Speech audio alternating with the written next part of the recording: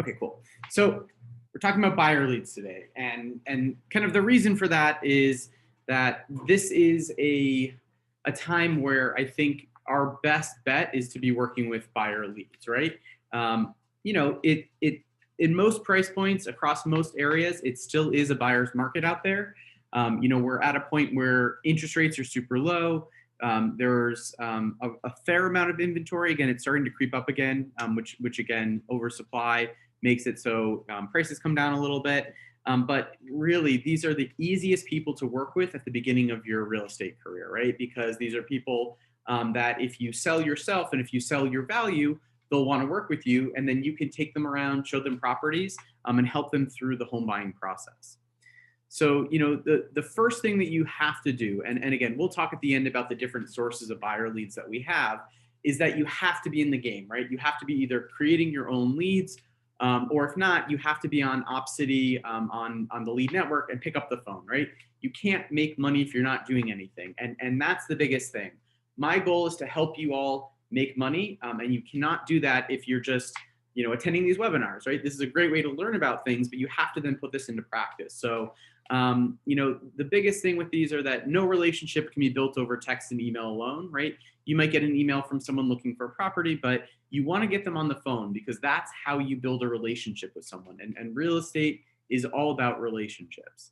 Again, if you're getting an inbound lead from Weichert Lead Network, from Opcity or something like that, thanks so much for the call. I'm excited to help you with your home search, right? Make sure you're smiling on the phone. Make sure you're really energetic because they can feel that, right? And if you're, oh, hi, thanks for calling, it's not going to work, right?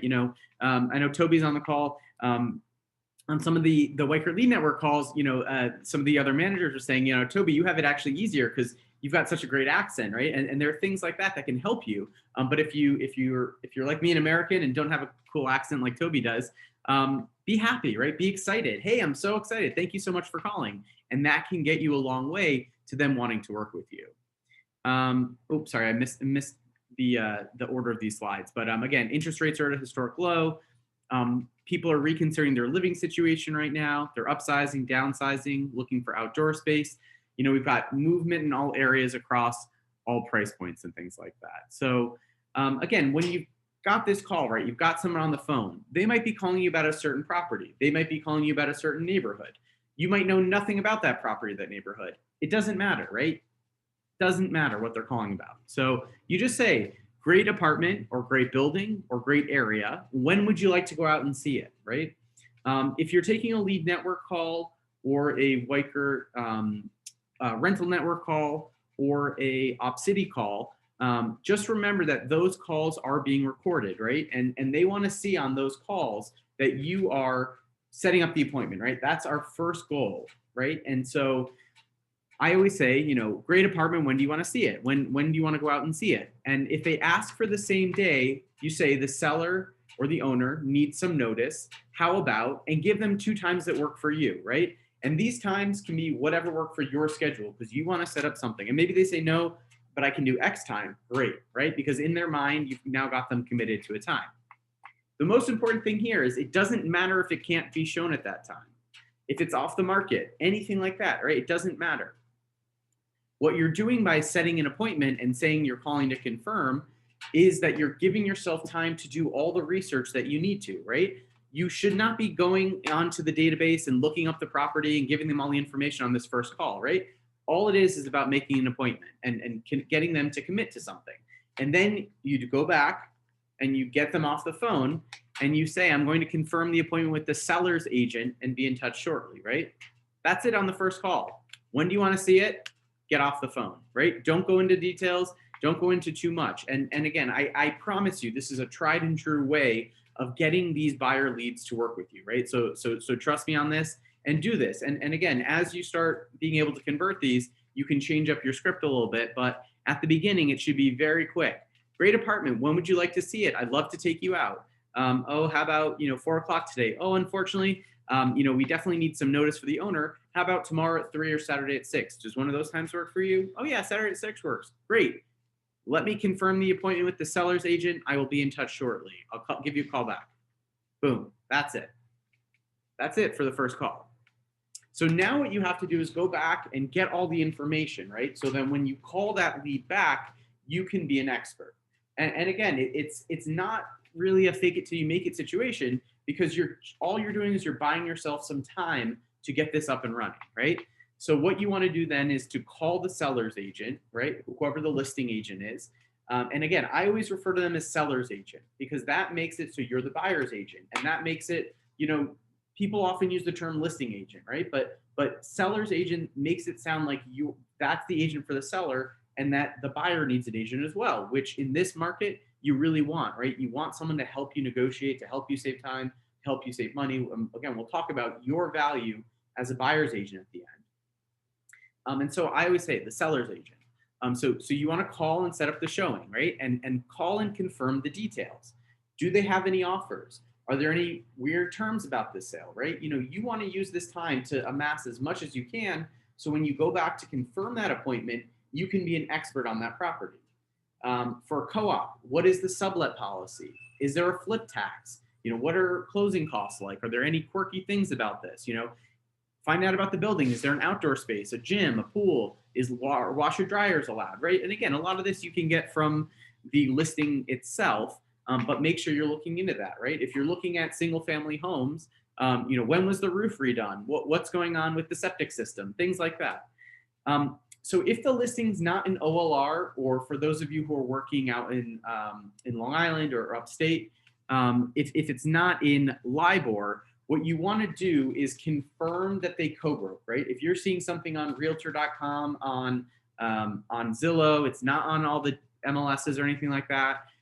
Confirm with them, and again, you want to do this in an email after, but you can do it on the phone first, that they co-broke, right? Are they going to pay Weichert something for bringing in a buyer? And you want to get this in writing. And again, rules across the MLSs. So for across New York, anyone who is a realtor, so a member of the national organization and stuff like that. So anyone who's a member of LIBOR, who has their second license with Weichert New Homes, is a realtor. So we don't have to worry about that. The rule is that every agent has to cooperate with other agents, right? Every agent has to cooperate with you as an agent. They don't have to compensate us. So you can find another broker who has something. If they're a member of the National Board of Realtors, they have to show the property, and they have to get your client in there within 3 days. And if they don't, we can report them. So just let me know if you're having an issue. That doesn't mean they have to pay you, right? They can say, I'm not co-broking this. That's totally fine if the owner says that. But they have to allow you access, and they have to do it in a timely manner. Again, if they are members of Realtor. So again, if they ask about your client, oh, tell me about your client.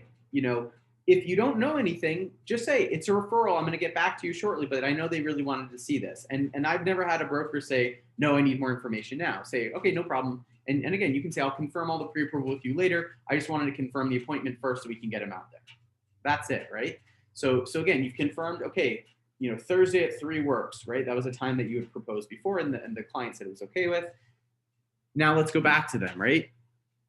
And confirm it with the lead. So you're like, yep, 3 o'clock on Thursday works. Or maybe no, hey, they can only do 5 o'clock on Thursday. Is that good for you? Great. What I'd like to do is take a couple minutes, and again, either before or after, and just go over your search and the process with you. Would that work for you? And if they say no, say, okay, do you have some time now? Let's do it over the phone, or let's do it on a Zoom, right? And what I'd like to do is get a better sense of what you're looking for. So when we go out on Thursday, maybe I can show you 3 or 4 places, save you some time. Would that work for you? Again, I've never had anyone say no. Sometimes they say, well, I'd like to see this one first and then see about other stuff. Not a problem. I'm gonna bring some options with me. So then what you want to do is go into your databases, right? You want to go into My Weichert and add that client. You want, and again, if it's a Weichert lead network lead, it's going to automatically go into My Weichert.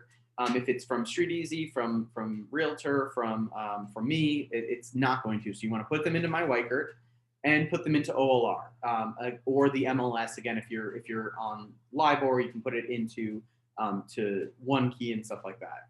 And try to find a couple more options for them. And go over it with them, either before or if you can show them afterwards and things like that.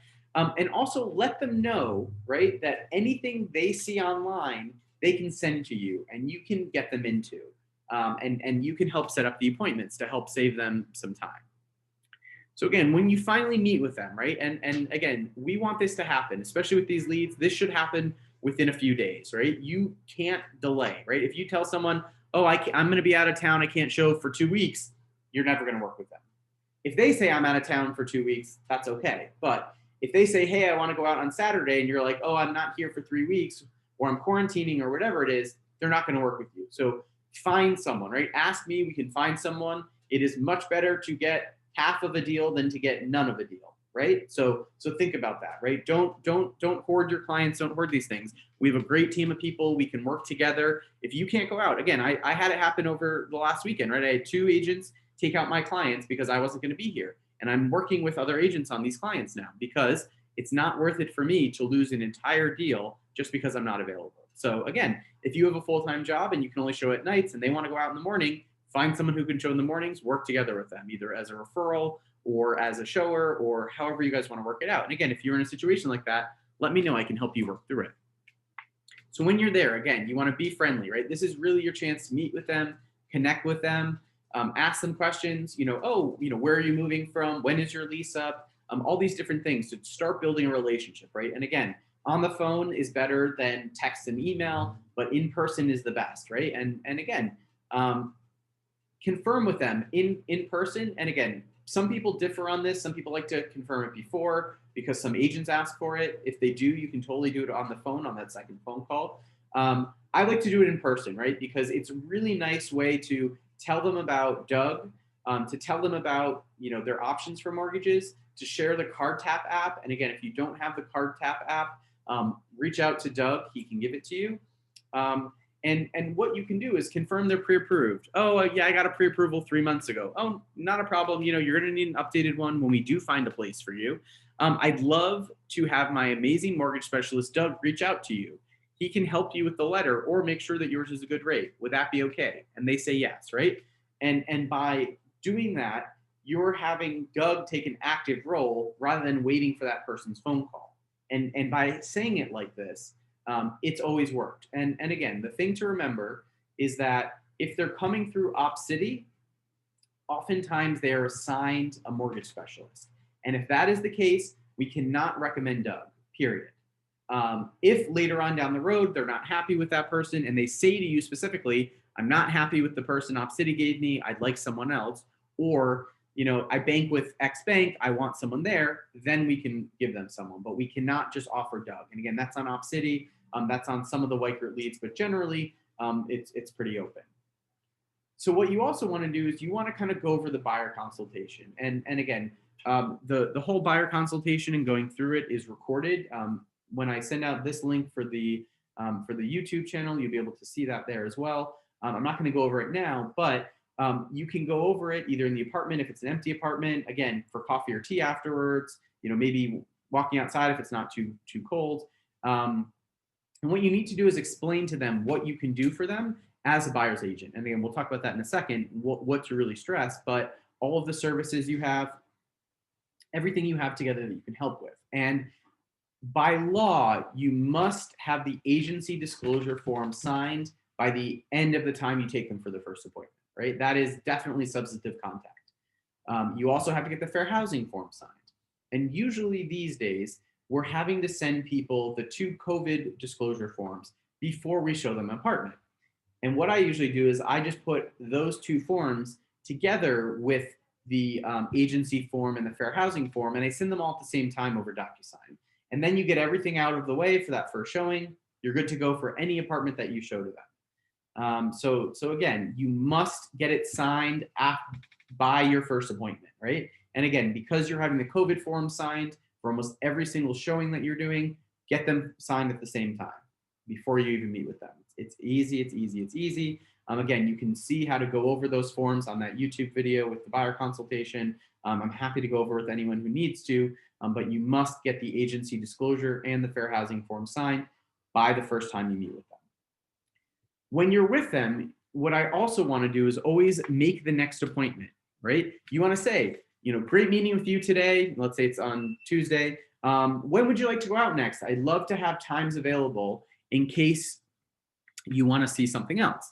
And again, even if there's nothing to see, you've gotten them to commit to another time. Oh, well, we're busy this weekend, but how about next Tuesday? Great. What time next Tuesday? 12. Okay, perfect. You know what? As soon as I find something, I'm going to set up the appointment, and I'll obviously confirm with you that you want to see it. But it's good for me to have that time blocked out for my schedule, and so we know when we can get you out there. Great, right? You also want to follow up the next day and just get a sense. Hey, Joe, what did you think of the properties? It was really nice meeting with you. Just wanted to follow up, get any feedback. One of the things that I always do when I have a listing is every broker, every person that comes through, I always send an email the next day. So nice to meet you at the property. I wanted to know if you had any questions or feedback that I can share with the seller, right? And you want to do the same thing for any sellers that you're showing with, right? Any other agents. So if you're working with a buyer, every time I show a property, I follow up with those listing agents afterwards. Hey, Mark, it was really nice to show your property. Unfortunately, it was a little too small for Joe. I'll keep it in mind for other clients, right? And that's courtesy. And that's something that you can do to help build your relationship with other brokers, which again, you've heard from me. It's something that's very important down the road. The relationships you have with other brokers. So even just saying, thank you for setting up access, wasn't for my client, I'll keep it in mind for others. That's a way to kind of spread some more goodwill. So it's just something really nice to do.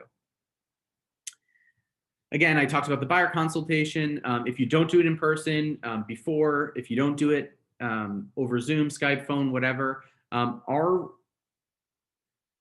mandate for any lead that you're getting is within the first 5 days of getting the lead, you're doing the buyer consultation virtually, email it to them and do it over the phone if they're not tech savvy, in person, whatever it is, right? Everyone can do this within the first 5 days. And again, you have to have the fair housing, the agency disclosure form signed within the first week of getting the lead. And that's where the desire for you to be, taking them out within the first week and getting it signed by the time you take them out, or you'll be taken off, right? This is a proven way that we've upped our conversion levels on all of these platforms. So if you're not doing it this way, you don't need to be a part of the lead team, right? You can generate your own leads, do it the way that you want to. This works. This is how we've gotten it to work. So if you want to be on these lead sources, this is what you're going to have to do. So again, what you need to do for all of these leads that you're getting is to sell your value as a buyer's agent, right? And the two things, and again, this comes up in so many things. What can we do as brokers, right? We can save people two commodities, and two precious commodities for most people: time and money. So in terms of time, how do we save them time? So number one, you're going to be doing the legwork on finding properties or vetting properties if they find them, right? You're going to make sure there's no toxic waste dump next door. You're going to make sure that the financials are okay. Maybe it's not a land lease building. There's no crazy assessments coming up. Whatever these things are, you're going to be saving them time because you're acting as an agent on their behalf to find these properties. You're going to set up the appointments and coordinate all the COVID forms, all of the appointments, scheduling, so you can maximize the time they have for looking at properties. You save them time because you have a team, an attorney recommendations, mortgage specialists with Doug in-house or other specialists, insurance specialists, contractors. Again, you can help them through the whole process of going through finding a property, putting in an offer. You know what that process is. You know what the board approval process looks like if it's a condo or co-op. And again, that's a daunting process. And it's something that I've done hundreds of times. Other agents have done many, many times. And if you don't know how to do it, you can partner up with one of the experienced agents the first time you need to do it. And again, we'll go over that process during training. You can also save people money, right? So you can help them with putting in what the comps are and finding out what the price is for a property, if it's overpriced, underpriced, a good value and stuff like that. You negotiate on their behalf, right? You take the emotions out of it. If they go directly to a seller's agent, right? That person works for the seller. They can't act in the buyer's best interest or give their full fiduciary duty to the buyer, right? That's something you can do as a buyer's agent. And you can also, again, help connecting the services, like in terms of saving time, with money, right? I always talk about it. I have a couple attorneys I recommend. One attorney is almost half the price of other attorneys in New York and does an amazing job. So I just saved my clients about $2,500. Not a bad thing, right? And if you don't know about this, you might go like, oh, $5,000 for a real estate attorney. is a good price, but that's not. Inspectors, contractors, whoever it is, we can help them save money by finding people who are good at their job and good at these services and things like that. Movers even. So again, you need to believe this, right? You need to know that you can save people time and money. Even if you're inexperienced, right? Our team can help you. And so, it's really about selling yourself and making sure that you believe that you will help them do a better job at negotiating. You will help them with all the pertinent resources and getting connected to all these services that they're entitled to. And we as Weichert can help them with this whole all under one roof experience in terms of getting together to help people through the whole process of buying a home. And again, if you don't believe that, you need to start believing it and to really build up your understanding of that, because that's what we can offer to someone who's just shopping on their own. So again, you've met with them, you've done the buyer consult, you've sold yourself. Now what, right? So what we want to not do is overwhelm someone. And we can do that sometimes by going through the MLS, going onto OLR, clicking through, doing a search. And let's say they're looking for, a studio in Hell's Kitchen, right? There's probably like 35 on the market right now. And what some agents do is they go click, 35, boom, send it to them and just sit and wait, right? Well, that's not adding any value to the person, right? They can do that. They can go on StreetEasy, they can go on Zillow, they can go on all these different websites and find those listings themselves. What you can do is send kind of small bite emails of 5 to 6. And again, I think 5 and 6 is great. You can send the full version of it, and tell them why you sent the listings, right? The example I always give is, you mentioned you like to cook and these have great kitchens. Boom, send that email. Because then you're doing two things. One, you're sending them the listings to review, but you're giving why you think it would work well for them, right? So you're showing that you listen to them. Again, maybe it's that they wanted outdoor space. Hey, here are 3 with outdoor space, but here are 3 huge ones without outdoor space. I know you really want outdoor space, but look how much bigger these ones are without outdoor space. Something like that. You want to continue to follow up with the client every day or every other day at the least, right? Sending them new options and why you like them. Telling them there's nothing new, but I've been looking, right? You need to stay front of mind. Ask them, have you seen anything online? Or when are you able to go out next in case I find something, right? You just need to stay in touch with them because it's important that they remember you and that you're going to be helping them find their home. So if they see something, they don't forget about you and click on the other agent, right? So you want to stay in touch, stay a resource to them, and stay top of mind. What we also need to do is give it time, right? We're all very eager. We all want to make money. We want a paycheck. Again, that's why next week we're going to be talking about rentals, RentHop, how to get into the open rental game and stuff like that.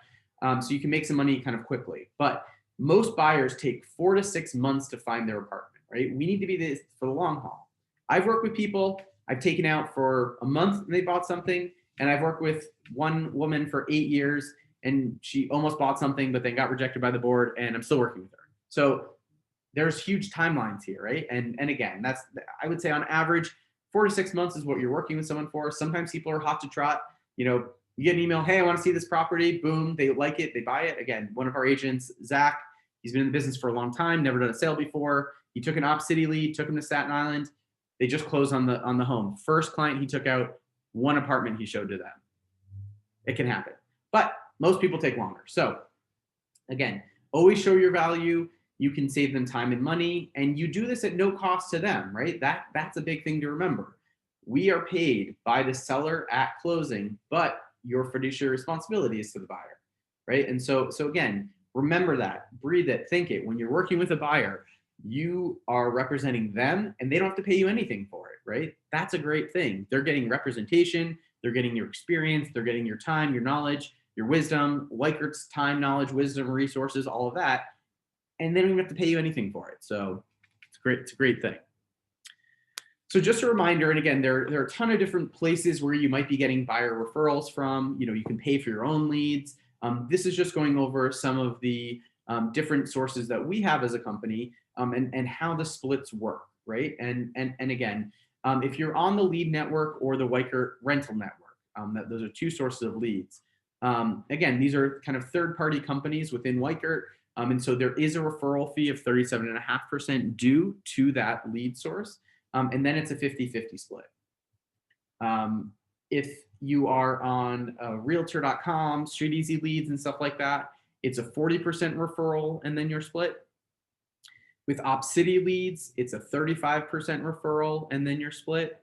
And then inter or intra-office referrals are a negotiated referral, and then you're split. So again, you know, these vary based on the lead source and stuff like that. You know, who's paying for what, who's got to get paid back for it and whatnot. So what I tell people is these are great ways to start your business, but the best way to build your business is by creating your own leads and lead generating on your own, because you're taking out a giant referral fee that you might have to pay for one of these. But at the beginning, these are great ways to get started in this business. And I can tell you that if you're working with them, if you're doing it kind of following up with people and whatnot, you're going to be making money in this business. So that is it for me. I'm going to stop the recording and take some questions if we have any.